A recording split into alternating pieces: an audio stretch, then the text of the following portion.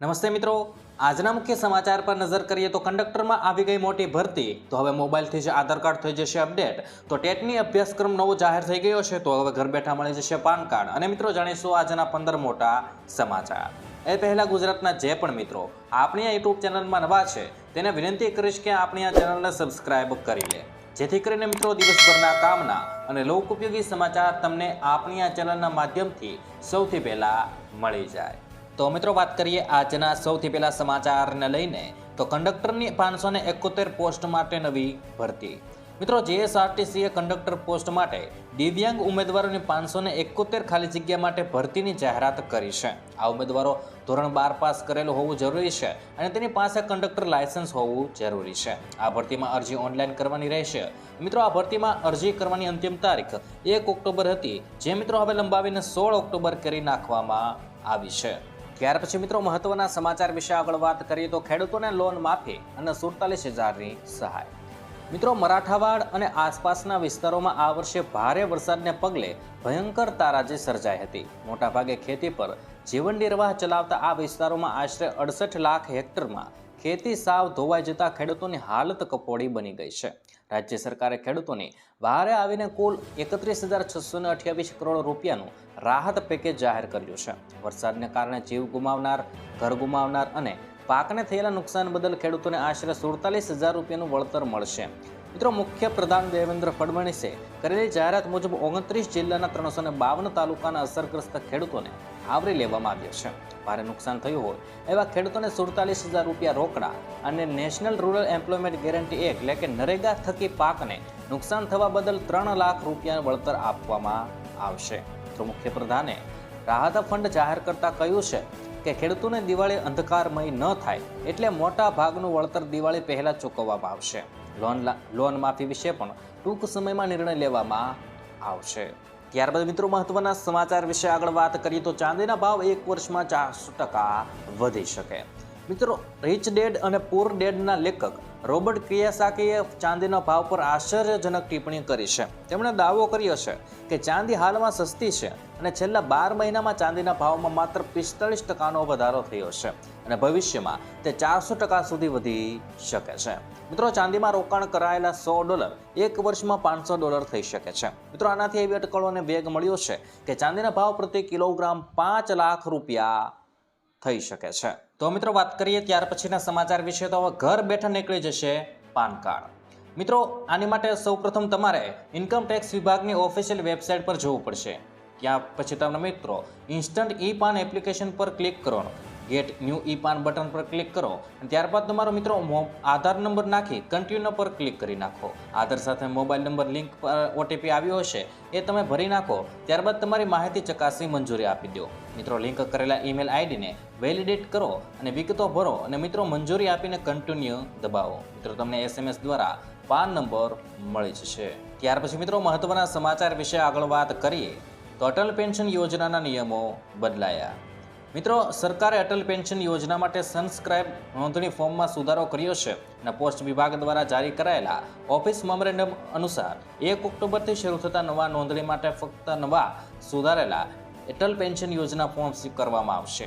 આ સામાજિક સુરક્ષા યોજના હેઠળ વ્યક્તિઓ માટે નોંધણી પ્રક્રિયાને સરળ બનાવવા માટે pension fund regulatory and development authority એટલે કે PFRDAની નવી માર્ગદર્શિકા અનુસાર આ ફેરફાર કરવામાં આવ્યો છે. ત્યારબાદ મિત્રો મહત્વના સમાચાર વિશે આગળ વાત કરીએ તો યુપીઆઈ યુઝર્સ માટે મહત્વના સમાચાર.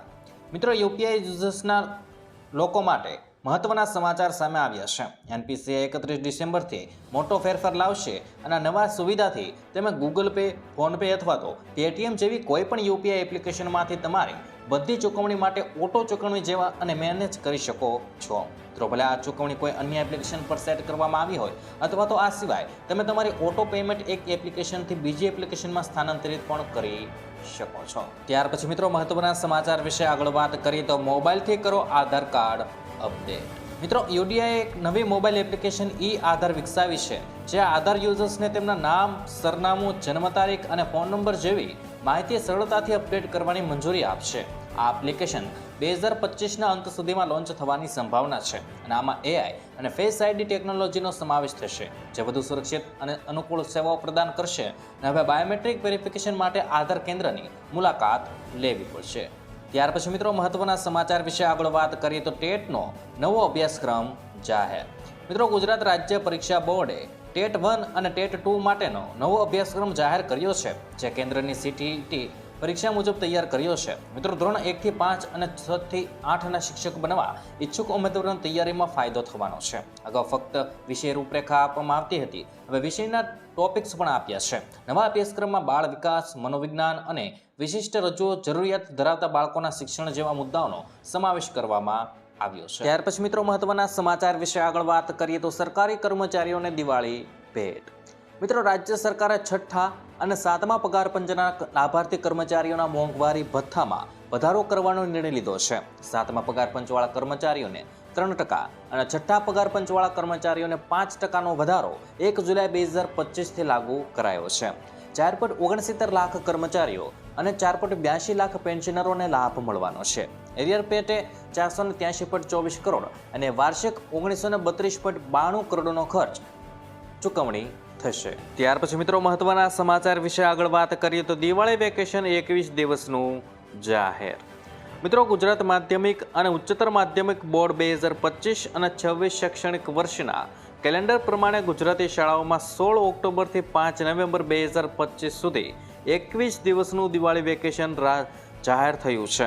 જે બાદ બીજું શૈક્ષણિક સત્ર 6 નવેમ્બર 2025થી 3 મે 2026 સુધી રહેશે, જેમાં 144 દિવસ રહેવાના છે.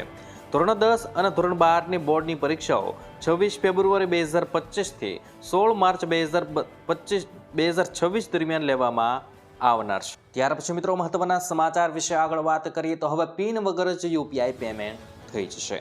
મિત્રો કેન્દ્ર સરકારે UPI સંચાલન કરતી એજન્સી NPCIની નવી બાયોમેટ્રિક સુવિધાને મંજૂરી આપી દીધી છે, જેનાથી UPI યુઝર્સ હવે પિન વગર પણ પેમેન્ટ કરી શકશે. આ નવી સિસ્ટમમાં યુઝર ફેસ ઓથેન્ટિકેશન એટલે કે ચહેરાની ઓળખ અને ફિંગરપ્રિન્ટનો ઉપયોગ કરીને ટ્રાન્ઝેક્શન પૂર્ણ કરી શકશે. NPCI ટૂંક સમયમાં તેના અમલીકરણની તારીખ અને યુઝર મેન્યુઅલની વિગતો જાહેર કરવાની છે. ત્યાર પછી મિત્રો મહત્વના સમાચાર વિશે આગળ વાત કરીએ તો HDFC બેંક ગ્રાહકોને મળી દિવાળી ભેટ. મિત્રો HDFC બેંકે લોનના દરમાં 15 બેઝિસ પોઈન્ટનો ઘટાડો કરી નાખ્યો છે અને નવા MCLR દર 8.40 થી 8.65% વચ્ચે બદલાયા છે, જે લોનના સમયગાળાના આધારે છે. 1 મહિનાનો દર 8.40, 3 મહિનાનો દર 8.45 અને 6 મહિનાનો અને 1 વર્ષનો દર 8.55% છે. અને આ પગલાંથી લોનના EMIમાં ઘટાડો થશે અને લોન લેનારાઓને રાહત મળવાની છે.